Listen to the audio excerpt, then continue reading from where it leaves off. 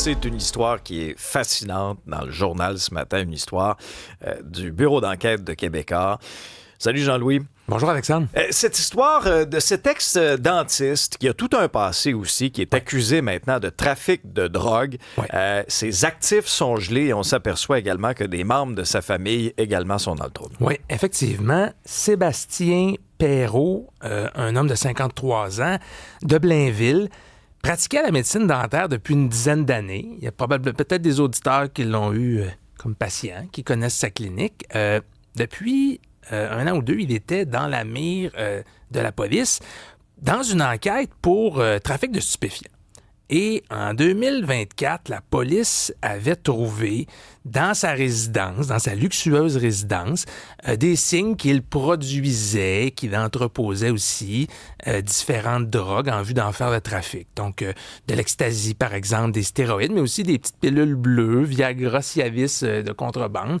Ce genre de choses-là. Il y a eu une perquisition, donc, et là, au mois d'avril, il a été arrêté et accusé, puis c'est pas des accusations qui sont banales. On parle donc de production, en vue de faire le trafic, et également des accusations en lien avec les armes à feu, donc possession d'armes prohibées. Et là où ça devient intéressant, c'est que c'est pas juste lui qui est accusé, c'est également des membres de sa famille, sa conjointe, sa fille, son fils, son gendre, qui font face, eux, à des accusations moindres, hein, seulement possession en vue de faire le trafic, mais quand même, c'est des choses qui peuvent leur valoir un casier judiciaire, etc. Et donc, ben voilà, ce dentiste-là, aujourd'hui, doit répondre devant la justice.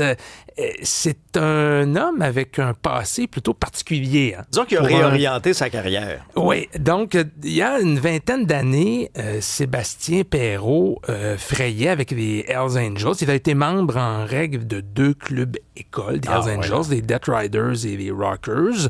Il semblait avoir mis cette carrière-là de côté il y a une vingtaine d'années. C'est quelqu'un qui avait quelques antécédents judiciaires, mais il avait réussi à obtenir son diplôme de médecine dentaire, à pratiquer la médecine depuis 2016. Et là, il se retrouve dans de beaux draps. Moi, j'ai appelé à l'Ordre des dentistes du Québec il y a quelques jours pour demander qu'est-ce qu'on fait avec un individu comme ça qui était jusqu'à tout récemment inscrit au tableau de l'Ordre et pouvait donc pratiquer la médecine dentaire. Qu'est-ce que prévoient justement les règles? Parce qu'on a en tête cet exemple-là. Oui. On a en tête l'exemple Rizzuto également avec le barreau. C'est ça. Donc, dans le cas de M. Perrault, depuis le 1er avril, il n'a plus le droit de pratiquer la médecine dentaire, pas à cause des accusations auxquelles il fait face, tout simplement pour une technicalité. C'est ce qu'on m'expliquait, c'est qu'il n'a pas renouvelé ses droits d'adhésion annuels. Donc, pour l'Ordre des dentistes, c'est un peu une épine dans le pied qu'on vient d'enlever. Tu parles de Leonardo Rizzuto. Pour une toute autre affaire, hein, on est à un autre spectre du crime. M. Rizzuto est accusé de meurtre prémédité.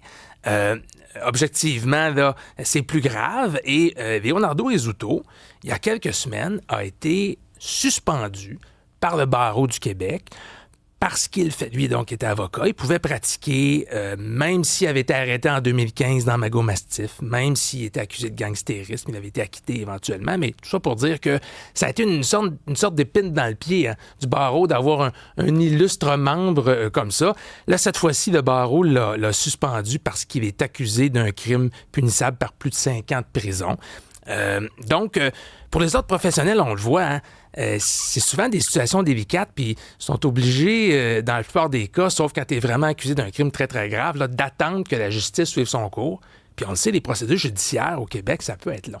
Donc, quand un professionnel comme ça est accusé d'un crime, et puis là, il y a une enquête préliminaire, il y a un procès quelques mois, quelques années plus tard, souvent, des fois, pendant 2-3 ans, on veut protéger le public, mais on est en attente d'un processus judiciaire. Là, dans le cas de M. Perrault, là, il a de lui-même décidé de ne pas renouveler son membership de l'Ordre des dentistes. Mais c'est quand même des questions intéressantes. On le voit avec 2 exemples récents de professionnels qui ont été accusés au criminel. Est-ce qu'on a déjà un plaidoyer dans leur cas et qu'est-ce qui va arriver avec l'homme justement là, qui est accusé, ce dentiste? Est-ce qu'il reste détenu? Oui, M. Perrault a plaidé non coupable. Il reste détenu. La couronne s'est opposée à sa remise en liberté sur le critère de la confiance du public parce que, bon, c'est quelqu'un qui avait quand même des antécédents, puis les accusations sont assez graves. Dans le cas des membres de sa famille, de sa conjointe, de ses enfants, ils ont été remis en liberté.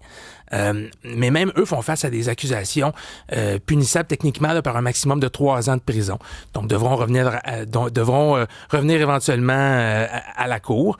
Ça va être intéressant de suivre les résultats parce qu'il y avait quand même des éléments de perquisition assez importants qui ont été saisis, autant dans la résidence de M. Perrault que dans la résidence de sa fille, qui était à Bois-des-Filions. Garage double, hein? Une belle maison. C'est une belle maison, effectivement. Puis là, il y a une ordonnance de blocage. Donc, M. Perrault ne peut pas la vendre, ne peut pas la louer. Tout est gelé. Peut pas... Oui. Parce que l'État fait ça parce que des fois, quand un individu peut éventuellement devoir des sommes, on veut éviter qu'il dilapide comme ça ses avoirs. Ça a été octroyé par le juge sans préavis. Même parce que si on te dit, dans 10 jours, l'État veut mettre un bien sur ta maison, tu peux la vendre, on veut pas prêter une intention ici, mais tu peux la vendre, tu peux la céder pour $1, effectivement. Donc, c'est une technique qui est souvent utilisée quand on a des individus comme ça qui sont accusés d'un crime. Il faut qu'il y ait un lien avec le crime. Et dans ce cas-ci, ce qui est allégué, c'est que la maison servait d'endroit de production des substances. Jean-Louis Fortin, directeur du bureau d'enquête de Québecor. Merci beaucoup. Toujours